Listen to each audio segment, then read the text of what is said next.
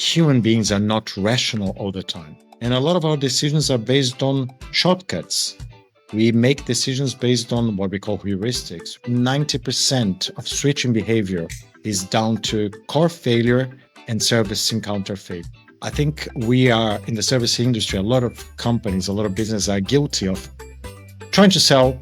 If the customer has bought it, brilliant, and then we forget about them.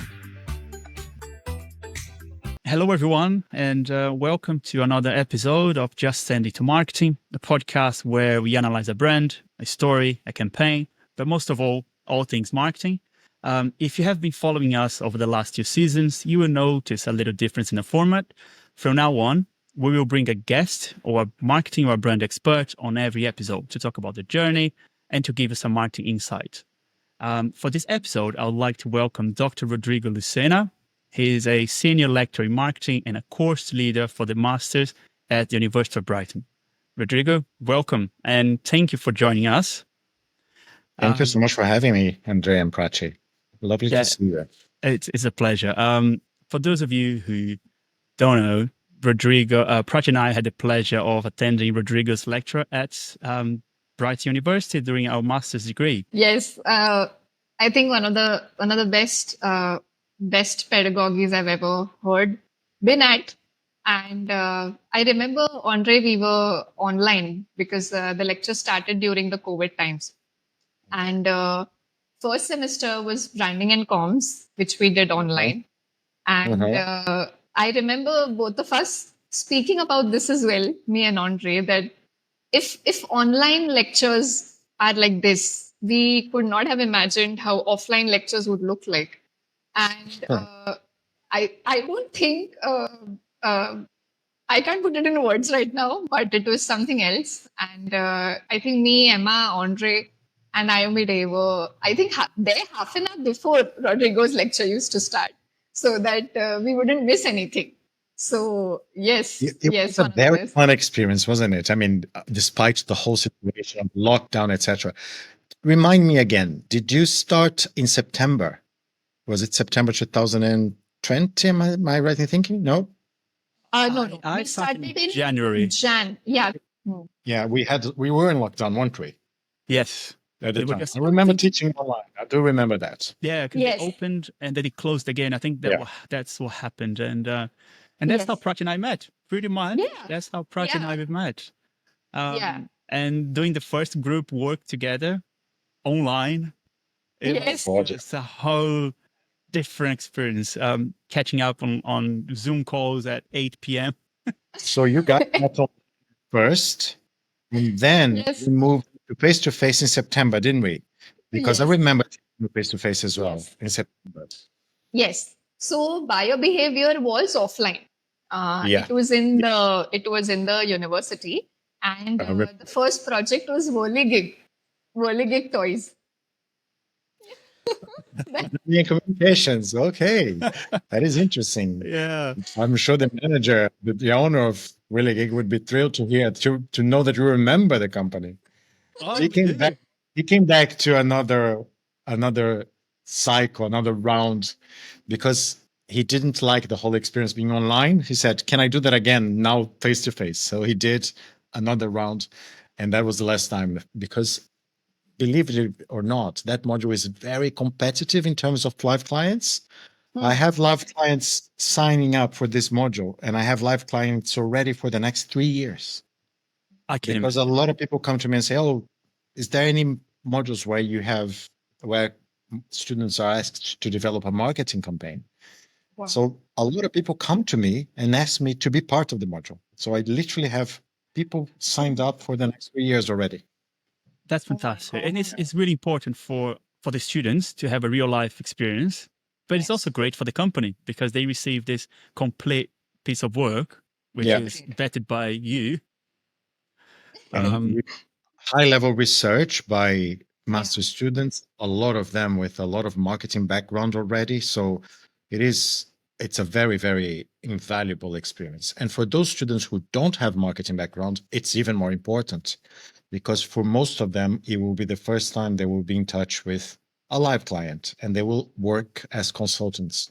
Of course, I refined the module so that now I am more and more um, I'm more and more in charge of their relationships with the clients, because I see a very important part of the learning experience is to act as a consultant, and a lot of students need some support with this. It is true, yeah, because Nice. especially on the day to day, you need to Exactly. be that political part of like Yeah. dealing with different type of management or dealing with your client if you work in an agency or run your business, and you learn that by experience. You can't just read a book Yeah. and learn that, but it's really important. And we had so much fun doing that project together, even so that we try to keep the same group for the next project.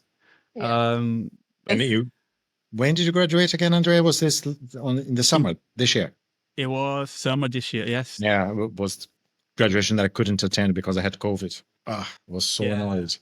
It was a very, very, I mean, I'm very privileged. I love teaching and I love my students.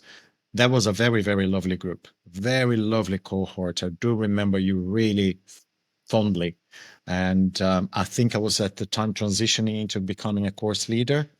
So it was very nice to have you as students as I was becoming course leader. So that was a really good experience, which I miss. I don't miss lockdown at all.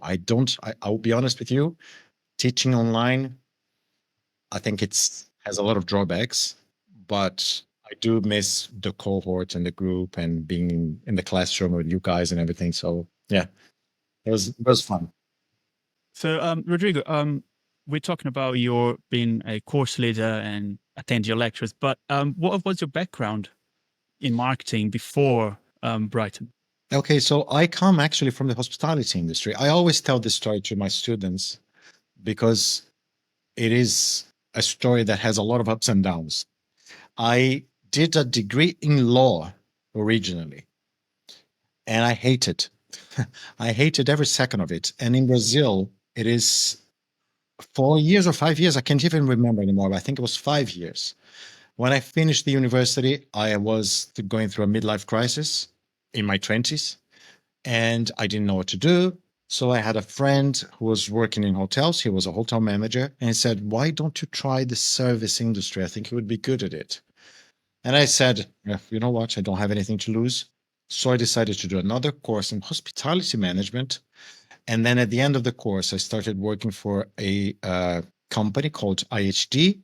They are a massive hotel chain. They have Intercontinental Hotels. They have the Indigo Hotels, Crown Plaza, Holiday Inn.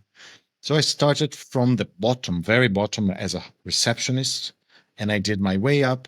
And I had a quite quick career, actually. But then eventually, when I became a hotel manager for Holiday Inn, I realized that the bits of being a hotel manager that I really enjoyed were related to marketing. So I was very cheeky. I had a very good assistant at the time. And I said to her, "You're going to deal with the whole operations, and I'm going to be doing the marketing." So I decided to take over the marketing, and I was in charge of the sales team. I was in charge of the marketing team. And as you know, I was in charge of everything that was marketing related. So everything that was product launching, price strategies, revenue management, relationships with the key accounts, sales. So in other words, I also visited key accounts and some key customers, relationships with our stakeholders. For example, in a hotel, your stakeholders are not only your guests, of course, but also the people who make reservations, who book for your guests. In our case, because we were a business hotel, in a lot of cases, it was the secretary or the personal assistant who booked the hotel. So I had also relationships with those secretaries. We did events. I was also in charge of PR. So that gave me a very well-rounded experience of marketing. The problem with this is that I was so in love with marketing that I said, I think my area, my heart really lies in marketing, not so much hospitality. So I was more and more getting involved in marketing. At the same time, I had a friend who was a hospitality lecturer, and she invited me to be a guest lecturer in the local university in Brazil. And again, I loved it. So I said, you know what? I'm going to quit all this and I'm going to become a marketing lecturer because this is what I want to be doing. I love marketing and I love teaching. So that's what I want to do. I came to the UK to do a master's degree, and I did a master's degree in hospitality marketing, and then went back to Brazil, worked in consultancy for a year, and then I applied for a PhD at Brighton University, and I got a scholarship. So that's how I ended up here. And it's like the stars were aligned for me, because at the end of my PhD, they opened a position as a marketing lecturer, and I got the job. So I've been teaching marketing now since 2013, and I've taught across all courses, across all levels, and but now I am teaching mostly master students, which is something that I really enjoy. And so at the moment, my areas of expertise are, of course, consumer psychology, consumer behavior, and services marketing because of my backgrounds. And this is what I am focusing on teaching at the moment and focusing my research on. So, Rodrigo, I wanted to ask you, over the years, you've been teaching marketing since more than 10 years now, as we spoke about. So, when we speak about consumer psychology, students are also consumers. So, what perspective change have you noticed over the years? Yeah, that is something that I've been observing constantly. One of the modules that I teach at master's level is called behaviour. I'm the module leader for this, and I love this module. And one of the reasons why I love this module is because every year I have to recycle everything. Consumer behavior changes every year, as we know. I keep saying this to my students and to my colleagues to annoy them. I keep saying this is the most important module of the course, because if you don't know consumer behavior, you don't know marketing, and you have to know what consumers want and need in order to be able to promote your products, in order to be able to launch your products and everything else. And I use my students a little bit as my sources of data, because they are the consumers of the present and the future. So I keep asking them questions. What do you think of this? Are you into this, and etc. One of the things that I notice every year, Prachi, is the relationship with digital marketing and especially social media. When I started teaching, social media was still in the beginning. So nobody knew exactly how social media would impact marketing. It was very, very early stages. And I remember talking about digital influencers, and it was new for everybody, for myself, for the students. So we had those massive influencers that were becoming trendy. I'm talking about Kardashian, just to give an example. And they were what the thing at the moment, weren't they? Kim Kardashian True. was Yeah. she was the she and her family were the icon of digital marketing. This has changed so much over the years. Nowadays, my students are very wise, and they are into influencers that are extremely authentic, and that is a topic that comes up every year. They want they want those influencers that talk to them in the areas that they like and that they're interested in. So those macro influencers, um, it's not that they are losing strength or losing momentum, but they are students and young consumers are more and more aware of how much inauthenticity there can be in digital marketing influencers. So I would say that this has been a massive change that I've observed over the years among my students. They are becoming more and more aware and wise about social media trends and digital influencers. The other thing that we were discussing the other day is one of the trends in marketing that we have observed among younger generations is nostalgia marketing. And the use of nostalgia marketing has become so ubiquitous in every sense of the word. If you look at Christmas adverts, there is a lot of nostalgia marketing going on. If you look at traditional brands like Coca-Cola, how much nostalgia marketing they have been using. Again, my students are becoming more and more aware of this, and they're identifying nostalgia marketing as a trend that is perhaps not necessarily authentic. So all those 80s communications techniques that they are using at the moment, a lot of my students at the moment say, well, that's not for me. It does. I don't relate to this because I know it's kind of fake. It's not authentic. So again, I think younger generations are very, very aware of marketing techniques, and they know what marketers are doing to attract and to target them, but they know they don't want to be manipulated. I think that's the bottom line. They don't want to be manipulated. They want marketing that is authentic. You mentioned the consumers, and students are consumers, but and in general consumers, how they buy and the buyer perception and why they take the decision to purchase something. So from your perspective, what would be the key factors that influences someone's purchase decision? Well, there is a lot of theories trying to explain why people buy what they buy, aren't there? I'm not going to be turning this into a session, a lecture, but we talk about the theory of learned behavior that expresses, for example, how our attitudes are formed through a number of different things, including what other people say. So subjective norms are quite important. We all know this. When you make a decision, you're not making a decision completely alone. You're making a decision based on what society expects from you. You're making a decision based on sometimes what your family expects from you, what your friends expect from you, and etc. We make decisions based on roles that we have in society, like gender roles, age roles. I always say this to my students. As we grow old, now being in my 50s, as we grow old, we change completely our perceptions of the things we want to buy. So every time I'm buying for clothes, for example, shopping for clothes, I look at myself and say, shouldn't be wearing this anymore. So there is constantly this subconscious or not expectation on us of how we should be behaving.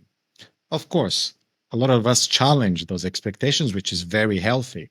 But the truth is, we do make decisions based on this. So there is quite a lot of things that come into play. And marketers know this because, as we know, human beings are not rational all the time. That idea of the economicus man, in other words, the person who is a rational, utilitarian human being that makes decisions based on what's best for them, we know that this is not truth for everybody. I would say even for most people. A lot of our decisions are impulsive. A lot of our decisions are irrational. A lot of our decisions are based on emotion. And a lot of our decisions are based on shortcuts. We make decisions based on what we call heuristics, which is those mental shortcuts that you have that facilitate your decision and are meant to make your decision quite quick. I always give this example to my students. If you go to a supermarket in another country, a country where you don't know any brands, a country where you don't know the language, how do you make those decisions? How do you buy the things that you buy in a supermarket? And it could be things like the color of the packaging. It could be things like the layout. It could be things like the logo. It could be things like something that brings you memories of your childhood. So Could all it be this, how many products are left in the shelf? Because that shows popularity. and social proof. You would look around and see, oh, other people are buying this. I'm gonna do the same. And we all do this, don't we? I mean, I'm a consumer. I like to know that I think about consumer psychology, but as a consumer, I also fall for this. So, it is, that's the beauty of human beings. We like to believe we are very rational, but a lot of our decisions are just pure emotion and, last minute things and impulsive purchases. And we see that quite often on, for example, those Chinese shop outlets online, where they are quite clever. They start to introduce some gamification aspects of it. So you open the website and spin the wheel, check what you can get, or 15% discount, and you ended up buying something that we're never gonna use, just because you got the discount, the instant discount, and there's a timing running out. If you don't buy in 5 minutes, you miss out. So it's just giving people that fear of missing out, which in marketing, yes, we know it works because that's the human aspect of it, isn't it? And it's a new big thing, isn't it? The fear of missing out does make us, we call it in a fancy way, the loss aversion theory or the loss aversion concepts, which makes us not want to lose things that we already have. And if you believe that we don't have those things, then we will engage in consumption. When you buy a product from a website, for example, I'm buying a product for say £50, but if I see the add-on product worth rupees £15, as I will immediately buy that. And that is a consumption pattern that has been going really strong. Even though I don't need that product at all, I don't need that add-on product. I wanted to go and shop for that £50 product. I got the product, but I added to the cart. But when I saw the add-on, I immediately added that to the cart as well, because I got that instant gratification. And again, the loss aversion factor, that what if I miss out on this £15 product, whether I'll get it for £15 again? No, I won't. I mean, what best example can you find than Black Friday, right? Yeah. Black Friday is something, honestly, there should be more studies about Black Friday, because it is something that started as an American tradition based on Thanksgiving and based on preparation for Christmas. But now, who knows how long Black Friday takes? Used to be one day. Now we start Black Friday the week before Black Friday, and we continue.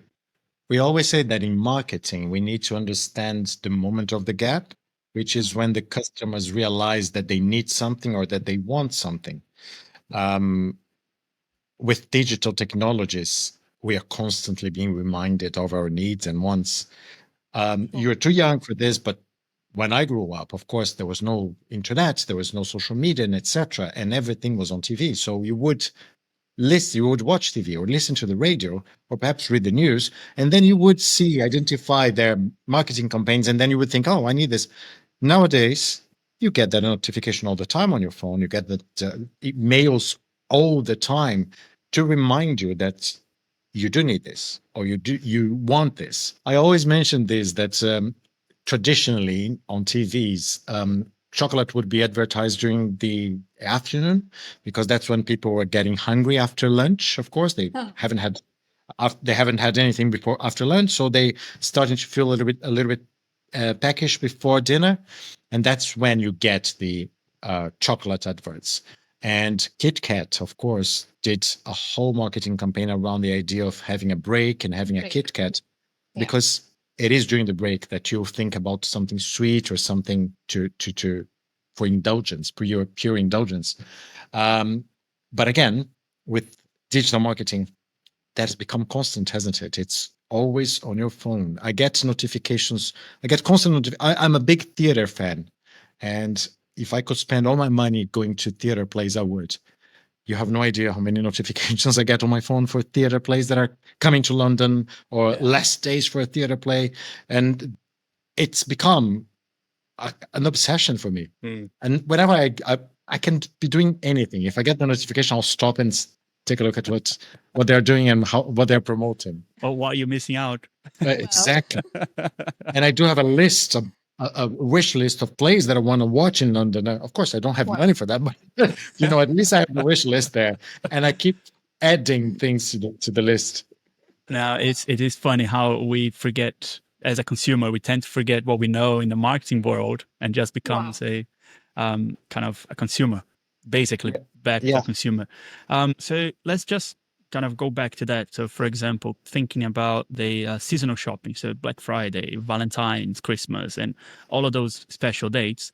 From a service business perspective, what are the opportunities there for them? Because the consumers are much more demanding and they are aware of some strategies. I would say there is a big challenge here involved in seasonal shopping. If you take a look at, for example, Valentine's Day, or as Andre will know, in Brazil, Mother's Day is the second most important time of the year, apart from after Christmas, for retailers. The challenge here being that a lot of people feel that those moments are moments where they are obliged to buy something. So the level of motivation to buy something is normally lower because people are not buying that spontaneously. It becomes an obligation. It's Mother's Day. I need to buy something for my mother. And again, as a consumer, I'm guilty of all this. I know for a fact that I'm going to have to spend at least one day doing Christmas shopping, which I'll be honest with you, I don't like because it is not pleasant. So the challenge for anybody in the service industry or manufacturers or retailers is to change this perception that we have that seasonal shopping is necessarily bad and negative. And it is tricky because we all grow up with the idea, or we, through life, we learn that shopping during seasonal times is not necessarily a pleasure. The reason this is, I believe, is the reason why so many marketers are investing in those seasonal shopping earlier and earlier.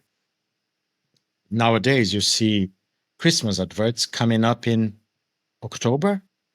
So they're trying to break a little bit with that idea that you should leave things until last minute and you should prepare now, because at least the element of pleasure will be enhanced if you don't leave things until the last minute. So I think that would be a big challenge. But as you said, Andrea, there is a lot of opportunities as well. I don't know if you agree with this, Andrea, but in our country, in Brazil, they do use this quite a lot. And I'll go back to my background in the hospitality industry.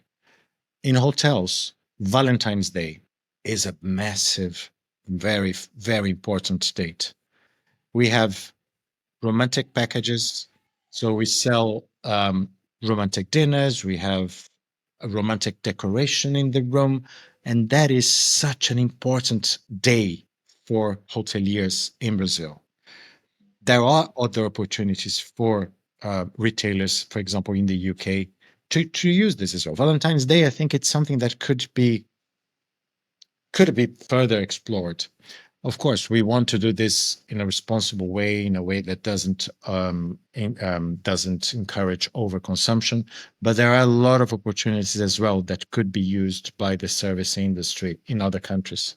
Yeah, it's crazy, especially in India, the very well known brand Taj.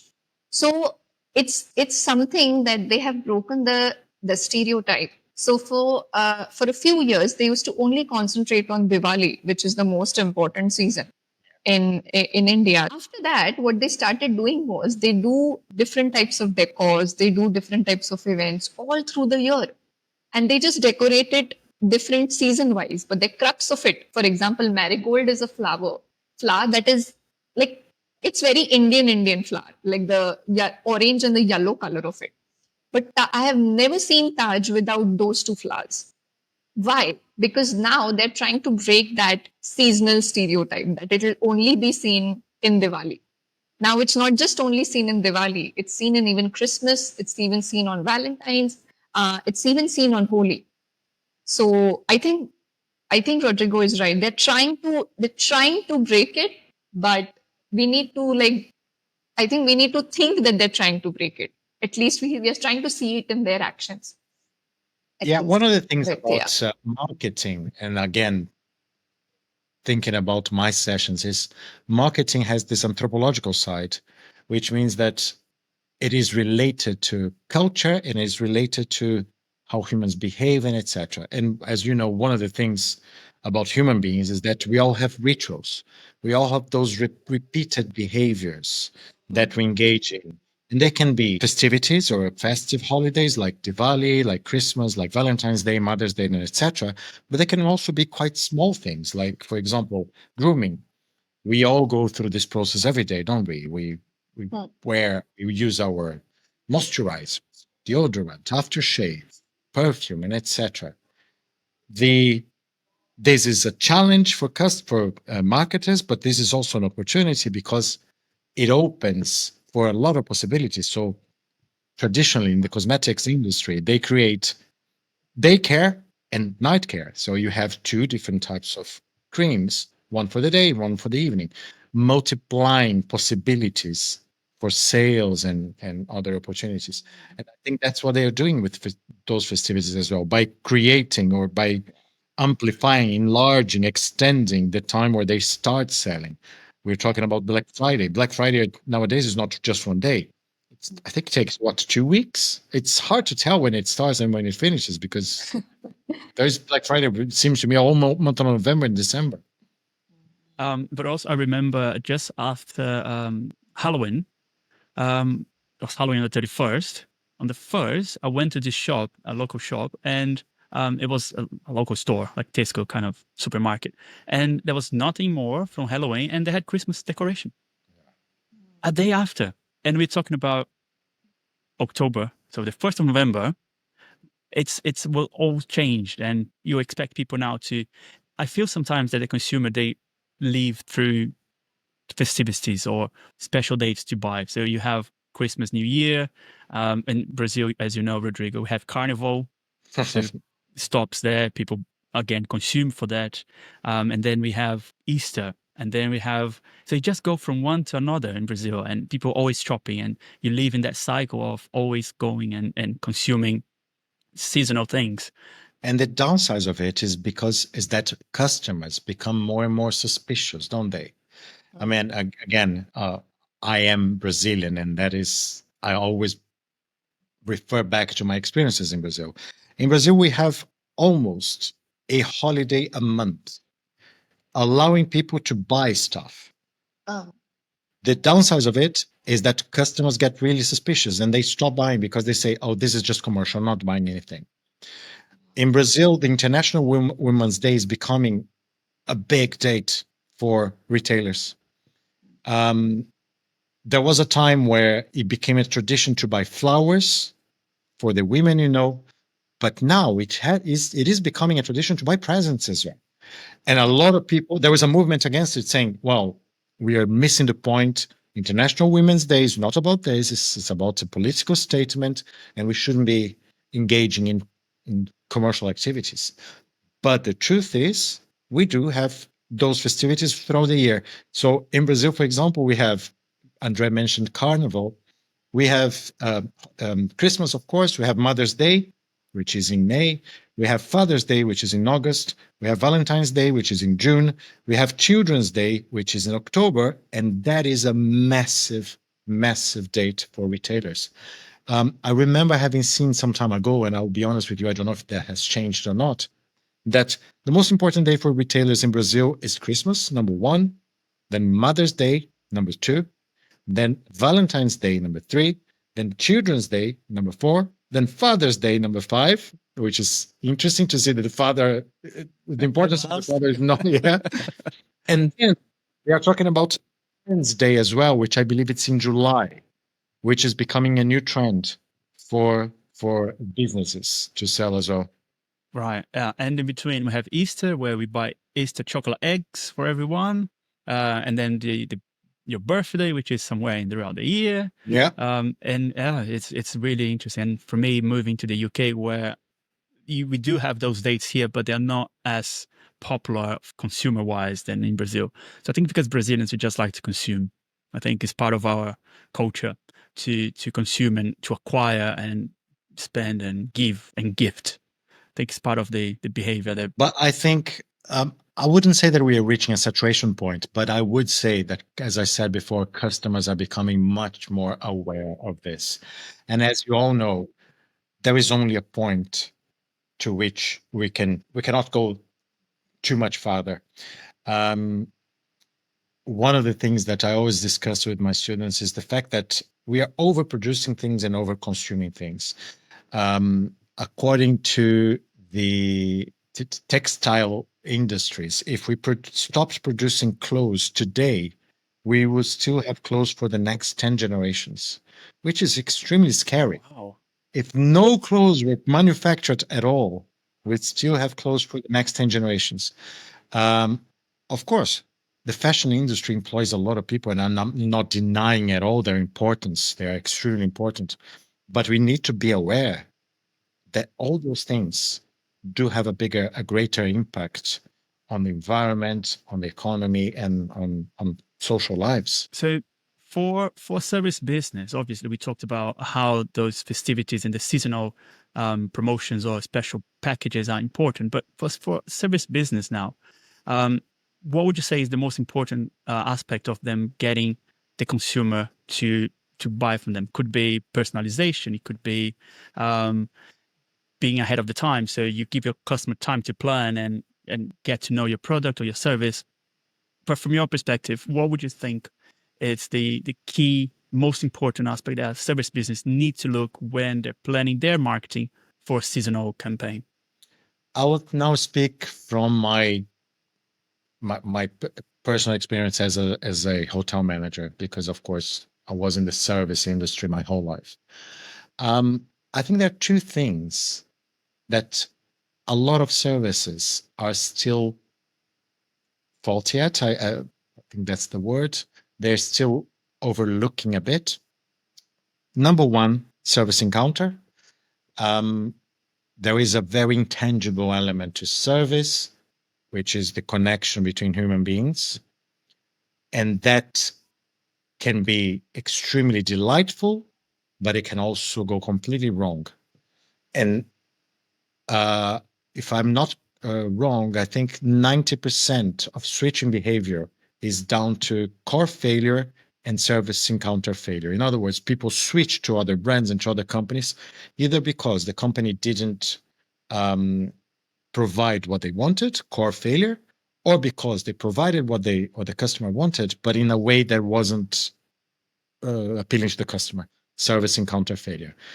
Those two things are very important. And I do believe that in a lot of cases, the service industry still under or overlooks the intangible element of service. I think this is number one.